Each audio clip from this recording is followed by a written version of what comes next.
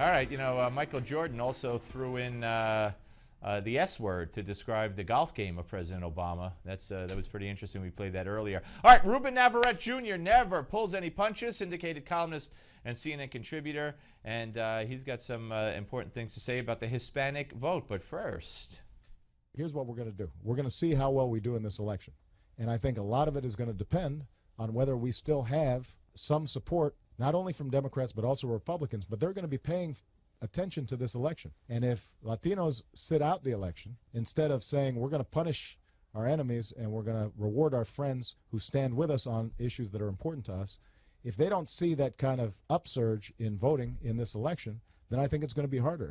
All right, joining us now is Ruben Navarrette Jr., syndicated columnist and CNN contributor. Ruben, that was back, of course, in 2008, before President Obama was elected president. I'll never forget that. I'm sure you won't either. But there are some interesting polls out now that show that maybe the Latino community does not view the Republican Party as their enemy anymore. That's right, Steve. A lot has happened in the last 6 years since that clip. And ironically, now many Latinos, and particularly many Latino dreamers, recent immigrants, young, undocumented immigrants, view Barack Obama as the enemy, the new enemy. Let's talk about what's happened since that in the last 6 years or so. Barack Obama has repeatedly been heckled at public events, ended up in shouting matches with people in the audience who say, hey, what happened to executive action? He broke his promise, several promises now, to do something unilaterally because Congress wouldn't act. You have a whole campaign out of the White House run by Cecilia Munoz that goes after to discredit Obama critics. That's a lot of fun. You've got a whole siege mentality that's taken on in the White House where they're most afraid that Latinos won't vote, but they're afraid to give Latinos anything to vote for. So that clip really sounds like it was 100 years ago because so much has changed. I continue to think that if Republicans would just play their cards right, they find the Latino votes are much more up for grabs than they might realize. All right, well, let me ask you, because you made it sound personal there. What effort is being run out of the White House, and by whom, and how have they targeted you? Well, they've got, I think, a special place in their heart for me. I've been beating on them for 6 years now in terms of broken promises, a record number of deportations, this cheap and easy way of blaming Republicans for everything, even when Congress is in the hands of Democrats, and as it was for the first 2 years of Obama's administration. No, I understand that. I know that's what we've talked about over the years with you, but you said there's an effort in the White House that's run out of the White House to slime people like you, so I'm assuming that you feel that you've been targeted. How so?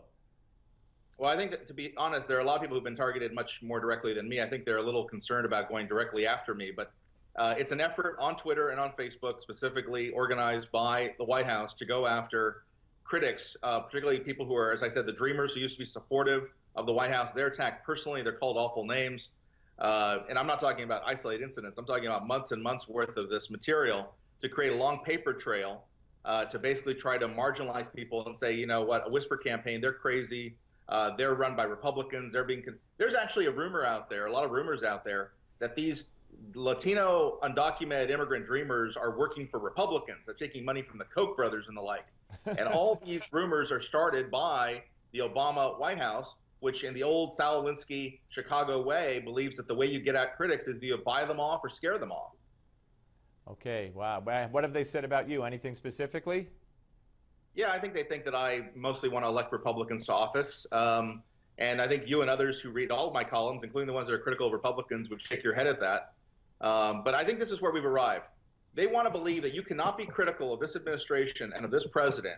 You cannot so much as call him a liar without somehow being in bed with Republicans. Anybody who criticizes this administration is de facto a Republican sympathizer. And I'm neither. I think both parties have been shameful on this. But I'm only shaking my head that there's so many members of the media, Latinos included, who are getting Obama a pass. Now, what do you think is going to happen after the election, first of all? You and I have talked about this for eons, about you've said repeatedly you don't think that Obama's going to issue an executive order regarding legal status. But it appears to be that everything is in motion. I mean, do you still think nothing's going to happen?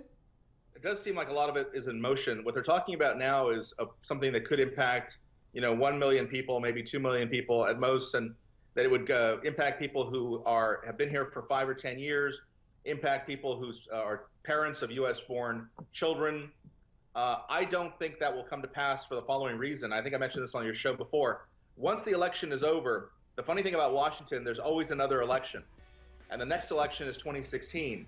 And there are a lot of people in the Hillary Clinton camp, including Bill Clinton. Who don't want that to happen. Listen, Ruben, we will reconvene after the election. Thank you, my friend, and we'll be back. Don't go away.